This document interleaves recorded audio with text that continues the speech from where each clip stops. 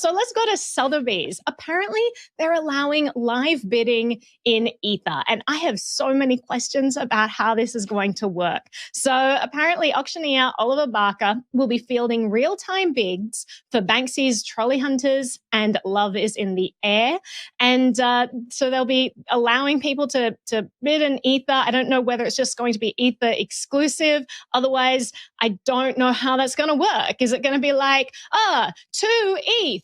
$10,000. Oh, 2 ETH was more than $10,000. Who's the winning one out of that? Oh, 2 ETH is less than $10,000 now. Like, I mean, it's so volatile. It confuses me how something as strict as an auction house is going to manage this. Maybe you guys have some thoughts. Jen, I'm going to throw it to you to start off with.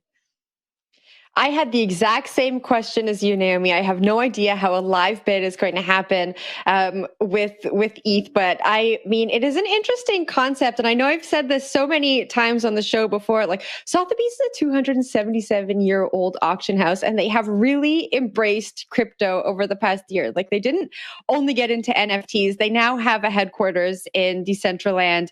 They are now allowing people to bid to live bid with Ether. And they, I believe, invested in an NFT platform this year called Mojito. So this is just, I mean, auction houses are so traditional, and I think that they're doing a lot of awesome things to bring the mainstream to crypto. I don't know how the bid is going to work out, and maybe Will does.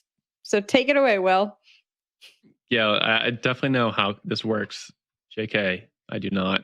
I'm actually wondering about like gas fees and all that stuff kind of plays into this as well. And that can be pretty expensive. So you're just adding to the bid there. And like, if you have to buy something using Ether, like you necessarily have to pay the gas fee, and that adds to the total of your purchase. Is that going to be like included in the bid or deducted from it? So I mean, that's just one small consideration.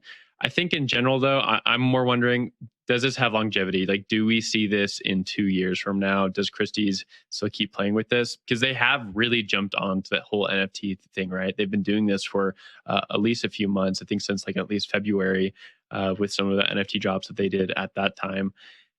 Is this still around in 6 months? George, what do you think about that? Yeah, we were talking about the metaverse yesterday, so it's kind of funny, right? This is metaverse and Ether bid, so big exciting. About staying power, right? Have you guys played around in Decentraland? I mean, it just looks like a little bit of an upgraded version of Minecraft, right? Do we really want to spend a bunch of time sitting in there? Yes. You will. Yeah. Things improve real quick, George. Like this is huge. Yeah. You'll be eating your words in 6 months, George. Almost certainly, but I probably won't be there. I think it's really cool that they're allowing access to art auctions. I don't know. I had the experience of being very much an observer at one of these auctions at an auction house, and it's really fun. It's really cool, and it's not really accessible. So it's kind of cool that people are getting access. Absolutely. Yeah. I love the idea.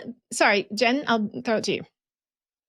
Okay, I'll go super quick. I just want to say that Sotheby's already accepts Bitcoin and ETH, but you can only use wallets from Coinbase, Fidelity, Gemini, and Paxos. So you can't have any self-custodied wallets. And I wanted to get your opinion on that, Naomi. Oh, I did not know that. That's such an interesting, like, different tiered level of crypto. That's something that Amir Taki has talked about a lot, about this divergence in the world of crypto. And then when you don't have something that's fully fungible, when you can actually trace the history of a coin, then you start to say, like, well, this exchange is more credible than this exchange. Therefore, we, prioritize this one. We value this one more, or coins that are from this one more. That's very interesting that we're starting to play out that already. That's a little sooner than I expected, but this is what's going to come. And until we have like fully private coins, we do have them like Zcash, until people start using them, you are going to be subject to that sort of tiered level in society.